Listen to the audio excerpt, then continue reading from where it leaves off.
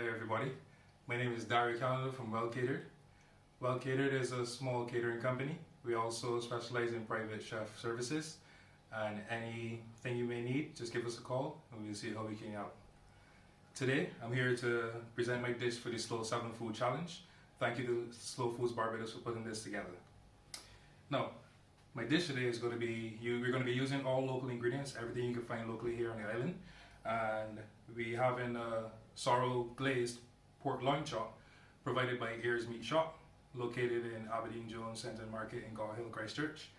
And we're going to have that served with some twice cooked garlic butter sweet potatoes, and we're serving that with some garlic sautéed broccoli.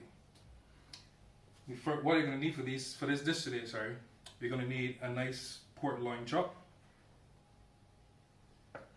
some sweet potatoes, onions, broccoli. I have some chopped garlic here as well. I have some local Bajan seasoning, some brown sugar,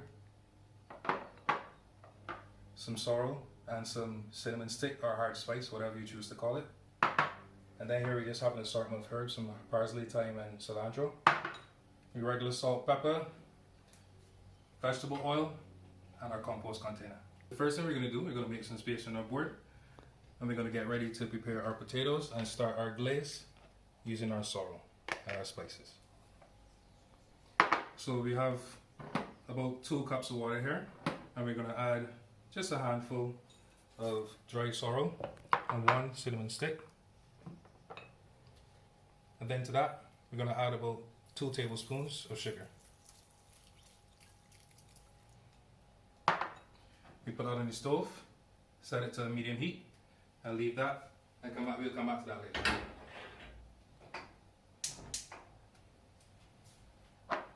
The next thing we're going to do, we're going to clean up the outside of our potatoes since we'll be using the skins. And we're going to go to the sink and use a light scrubbing cloth and just take off any excess dirt that you may find on the skin. So now we just lightly scrub and remove any excess dirt that we don't want to consume or cook.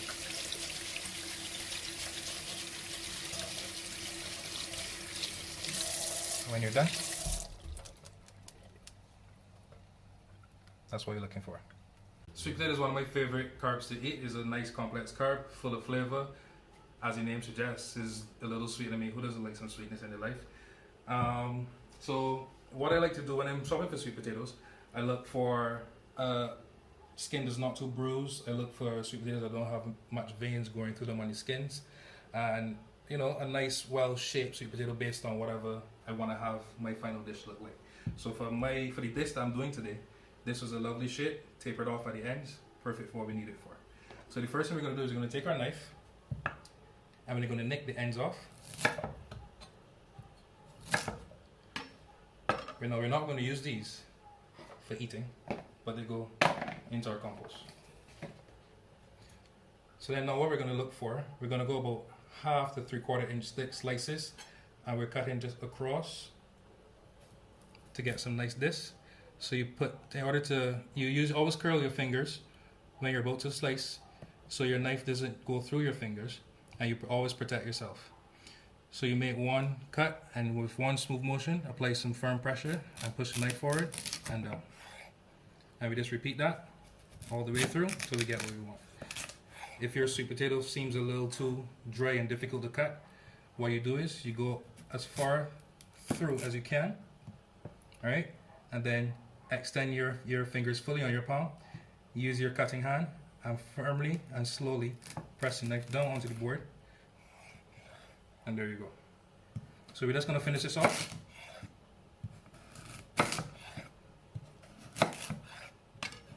And there you have it. Some nice sweet potato disc. And we're going to put those in some water.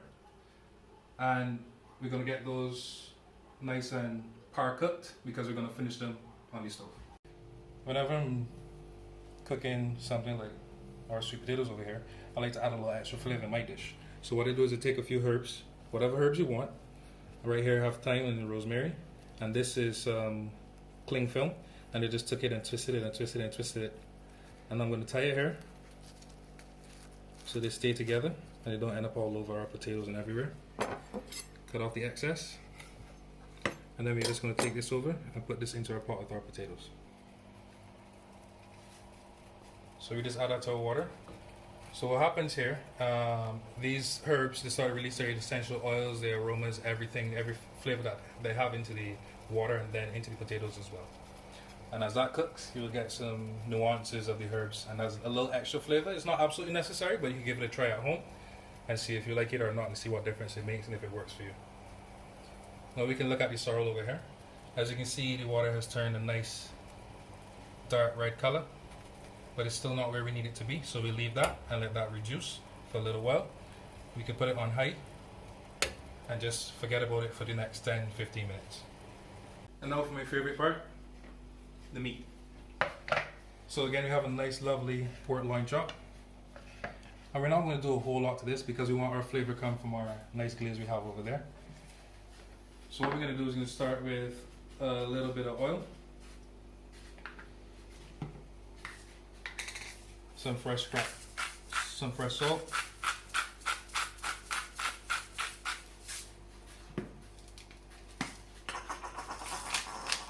some pepper. We're going to flip that over and do the same thing on both sides because you know nobody likes under seasoned meat.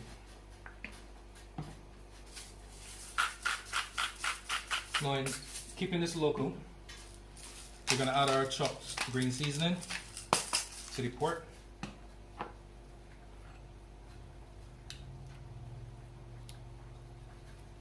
And we're just going to massage that in. No, it doesn't need to be anything fancy, it doesn't need to be perfect. We're just trying to get some flavor going on it.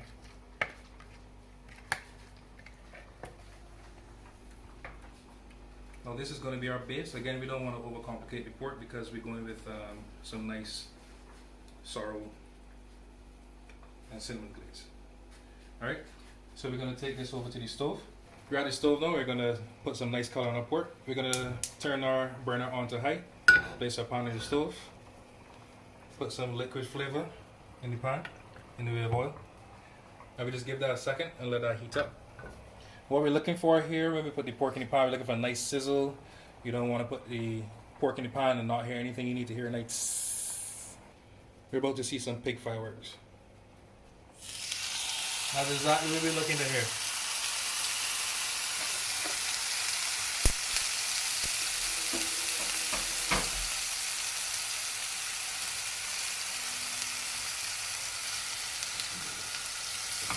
You know, I wish you guys could smell and hear that. We're going to leave this in place for a little bit. Let it get a little color on one side. And then when we're done, we're going to flip it over and stick it in the oven. The oven's set at 400 degrees. And we're going to leave it in there for about half an hour to 45 minutes or until the pork chop is tender. And then we're going to put it on blast and get some more color on it if necessary. Time to check and see if you're getting any color.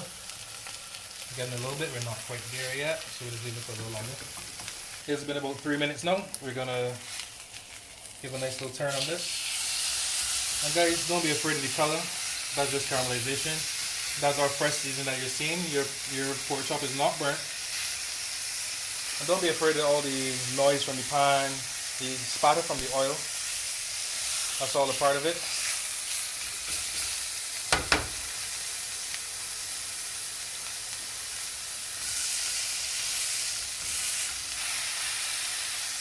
What we're going to try to do here with this skin is we're going to try to put some color on the skin as well. So when we're at our 3 minute mark, we're going to turn our pork chop onto the skin itself and give that a little attention. So we got a nice color there. So we're going to put this on the fat itself. Now what happens here is that some of the fat is going to caramelize, it's going to melt, it's going to slowly break down, but we're not looking for all that. That's going to happen on the inside of the oven. We're just looking to get a little color on it and start the caramelization process. Kickstart the caramelization process is what I really should do. Now don't worry too much about how your pork chop looks because this is not the end of it. And from here, we can shut the pan off. And we take this straight into our oven, which is set at 400 degrees. And we're going to put it down low because we don't want it to cook too fast. We don't want it to get too much heat. We don't want it to overcook. Now we're going to finish our potatoes. This is the final step. So we're just going to add our garlic butter to the pan, and this is going to be really, this is going to happen really quickly, really quickly. And we're going to toss all our potatoes back in the pan into the garlic butter, and we're going to move those around. A little bit of salt, a little bit of pepper, and our fresh parsley. Give it a toss. If you don't want to risk tossing everything all over your kitchen, just use your tongs, move them around inside the butter because we're trying to get as much of that flavor as we can. What we're going to do here, we're going to let it go for a bit. Don't worry about the color of the butter. What we want it to do is to become like brown butter, and that gives you another layer of flavor on your potatoes. Alright, and this is what we're looking for. Nicely coated.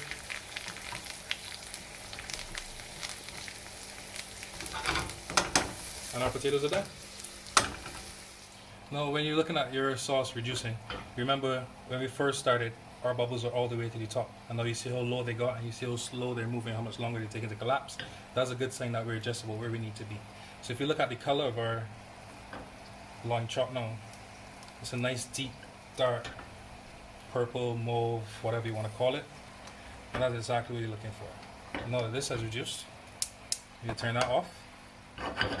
And we'll see we'll be left with a beautiful, beautiful sauce.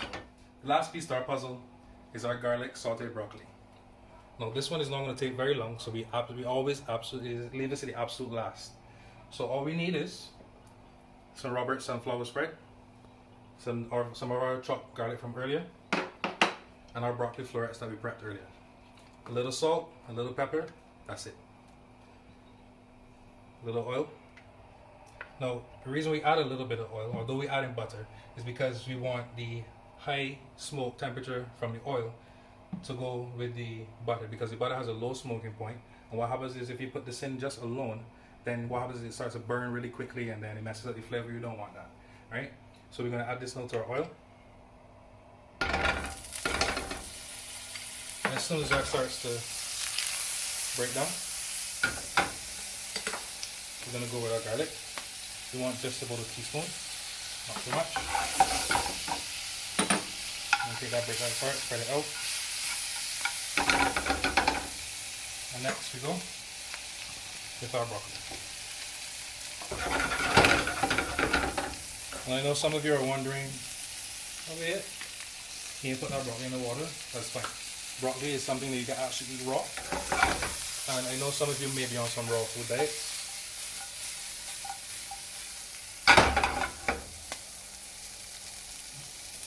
Now we go with a little salt, a little pepper,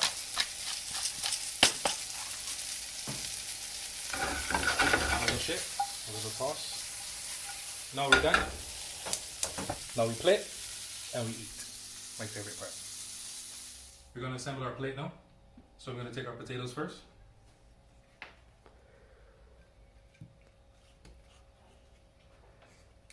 And we just want to lay them on top of each other.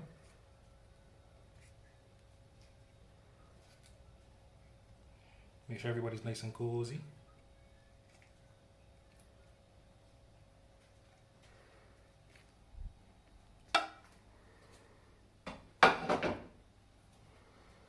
We're going to take our vegetables, a nice broccoli. Look at that nice color. You got some nice garlic clinging to the broccoli. I'm going to just take that off to the side a bit. And you know, you could play with however you want to plate your food. It doesn't have to be perfect. Just as long as you're happy with what you see.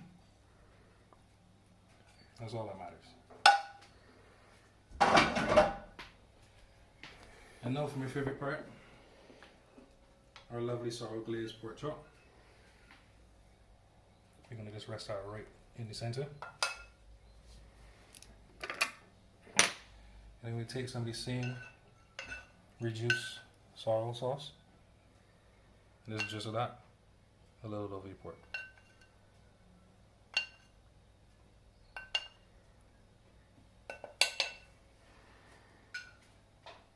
There you have it. This is our sorrel glazed pork loin chop with our garlic roasted twice cooked sweet potatoes and our garlic sautéed broccoli. It was a pleasure cooking with you guys today, and I would love for you guys to check out slowfoodbarbados.org, and on there you can find our buyer's guide for where you can find any of the products we use today. It's local organic ingredients. So there we have it, our sorrel glazed pork loin chop with our garlic butter twice cooked sweet potatoes and our garlic sautéed broccoli. It was a pleasure cooking with you guys today, and I advise you guys to check out slowfoodbarbados.org, and on there you can find a buyer's guide where you can find all of the nice local organic produce and where you can find them, prices, that kind of stuff. I'd love for you guys to try this at home and post to your Instagram and your Facebook accounts, #slow7, and maybe you can get a chance to win a prize.